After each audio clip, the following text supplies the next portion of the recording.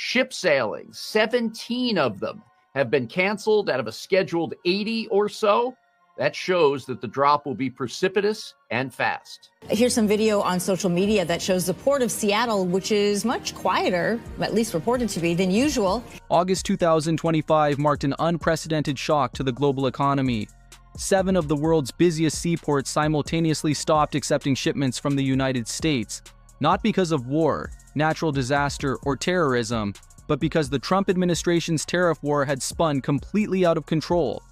Within hours, auto production lines ground to a halt, food prices soared, and billions of dollars evaporated from Wall Street in just 1 week. Observers warned that if the situation continued, the world could face the most severe supply chain breakdown in decades. These 7 ports, stretching from Asia to Europe, had become more than just logistical choke points. They were now symbols of a crisis strangling the U.S. economy. The Port of Los Angeles, long regarded as the heart of America's maritime trade, handles nearly 1/3 of the nation's total import and export container volume and contributes about $500 billion to the economy each year. But in May 2025, everything was upended.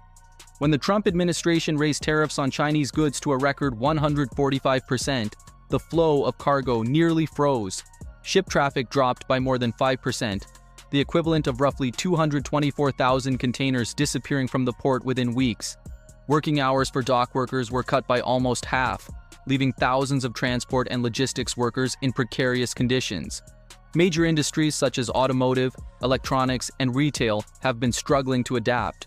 Many companies were forced to shift to air freight, faster but many times more expensive, just to keep production lines running for critical components like airbags, sensors, and braking systems.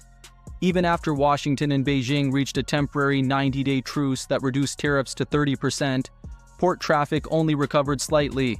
As trade expert Laura Chen of Goldman Sachs put it, "We're witnessing inflation packed into every single container." The situation at the Port of Los Angeles serves as a stark warning. A single change in tariff policy can shake the entire global supply chain, drive prices higher, choke imports, and slow down the U.S. economy. The Port of Long Beach, which operates in tandem with Los Angeles, is one of the 2 largest cargo hubs in the United States. In 2024, the complex handled nearly 9.6 million containers, playing a critical role in America's import chain for automobiles, electronics, and consumer goods. But by May 2025, everything had shifted dramatically. Cargo volumes through the port plunged, with throughput down roughly 30% compared to the same period a year earlier. Dozens of shipping routes were canceled, amounting to about 150,000 containers wiped out, while the number of canceled sailings in May tripled compared to April. An additional 60 sailings are expected to be canceled in June. In total, the ports of Long Beach and Los Angeles together lost around 400,000 containers in just a matter of weeks. The impact rippled throughout the region. Dock workers, truck drivers, and logistics staff began losing shifts, with their incomes dropping sharply. The tariff hike on Chinese imports to 145% in April forced major corporations such as Amazon and Walmart to suspend orders, triggering an import shock unlike anything seen before. Although the 2 sides later reached a temporary 90-day agreement to reduce tariffs to 30%, experts warned that recovery would be slow and uneven. Mario Cordero, executive director of the Port of Long Beach, described May as a historic downturn, a complete reversal from April, which had been the busiest month in the port's history. Retailers and automakers warned that shortages of critical components were becoming severe as shipping schedules collapsed. Inland logistics centers faced mounting delays as container arrivals continued to decline. The crisis at Long Beach underscores a stark reality. A single shift in trade policy can shake the entire U.S. supply chain and leave consumers across the country paying a much higher price. The Port of Oakland, a vital gateway for agricultural products, frozen foods, and manufactured exports, is feeling the full weight of the new wave of tariffs. Between April and June 2025, major shipping lines canceled a total of 39 empty sailings, limiting vessel availability and causing a significant drop in cargo volume. In June alone, container traffic fell by about 10% compared to May, and nearly 13% from June 2024, with only around 193,000 TEUs handled. Imports dropped more than 11% from May and over 16% year over year, while exports also declined by more than 10%. a clear sign of weakening global trade and waning demand from China. Oakland's maritime director Brian Brandis noted that this downturn is not a seasonal fluctuation, but rather a market restructuring as businesses are forced to adapt their shipping strategies to cope with ever-shifting tariff policies. Agricultural and frozen food products, traditionally Oakland's export strengths, have been hit hardest, as disrupted shipping schedules and fewer vessel calls leave perishable goods sitting in storage, resulting in heavy losses for farmers and exporters. The situation in Oakland highlights what many had underestimated. Even so-called secondary ports, once praised for their agility and quick recovery, are not immune to the ripple effects of the tariff shock. As shipping routes fracture and containers pile up, the chain reaction extends deep into factories, farms, and workplaces, adding yet another strain on the entire U.S. supply chain. The Northwest Seaport Alliance, comprising Seattle and Tacoma, has also faced a steep decline in trade since the spring of 2025. In May alone, cargo throughput fell nearly 30%, with numerous container and coastal vessels disappearing from regular schedules. In Seattle, the situation has been even more severe, with volumes plunging by up to 40%, triggering parallel declines in both rail and maritime transport. Port Commissioner Ryan Calkins warned that this decline is placing immense pressure on the entire supply chain across the Pacific Northwest. Between April 1st and 15th, container ship arrivals dropped by about 27% compared to the previous month and 24% year over year, figures that suggest the downward trend began early. Trucking activity at the ports also plunged 16%, reflecting a broader wave of job cuts spreading through warehousing, transportation, and logistics services. This downturn is not merely a temporary setback. Both exports and imports have weakened, and port-related jobs, from dock workers to rail operators, are facing serious risk.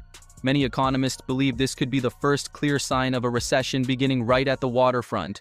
As analyst Jen Soroka put it, when the ports weaken, the U.S. economy follows.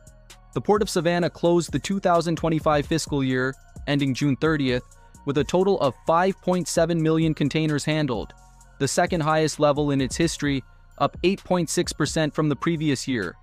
This growth was largely driven by retailers rushing to stock up ahead of the new tariffs taking effect.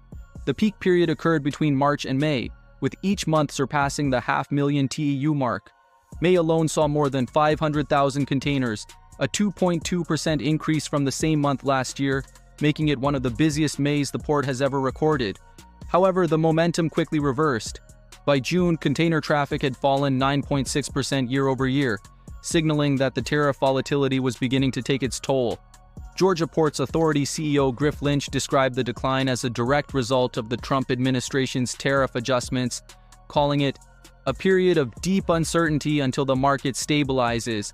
The spring surge in imports had already overloaded inland logistics hubs, filled rail yards to capacity, and caused chassis shortages that left containers piling up in storage yards.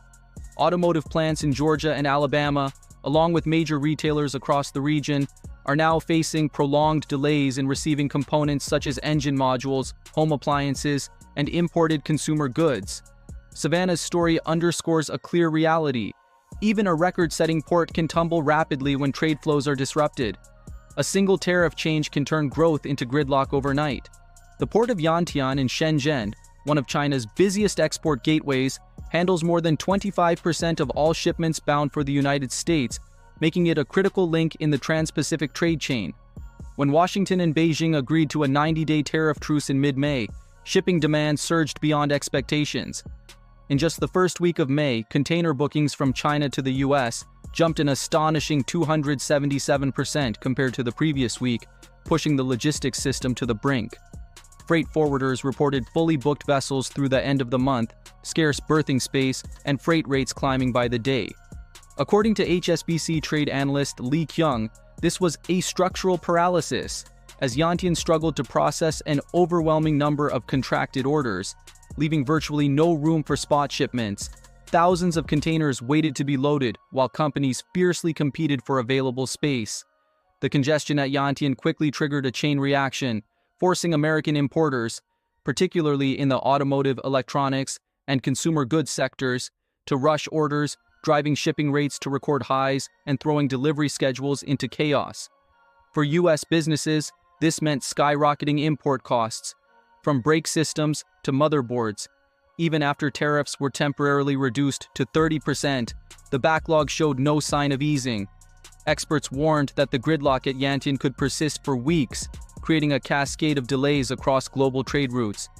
The Port of Newark Elizabeth, part of the New York and New Jersey port system, plays a pivotal role in delivering imported goods to the U.S. Northeast and Midwest. But in May 2025, when nationwide import tariffs soared to 145%, container throughput plunged nearly 29% year over year.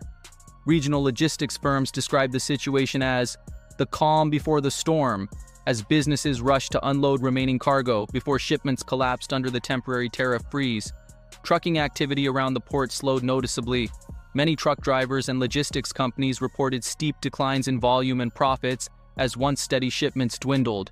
According to Moody's, congestion at Newark Elizabeth could drive consumer prices along the East Coast up by 4 to 6% this fall, particularly for products such as auto parts, electronics, and pharmaceuticals. Newark's case illustrates how even the most advanced logistics hubs can become choke points when trade policy shifts, disrupting distribution flows and driving costs higher. From Los Angeles to Shenzhen, this chain of ports exposes a troubling reality. Tariffs are no longer just a policy tool. They've become an economic weapon choking the arteries of global commerce.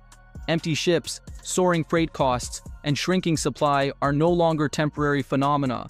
They are symptoms of deep fractures in the world's economic structure. The American auto industry and millions of consumers are bearing the brunt of the fallout.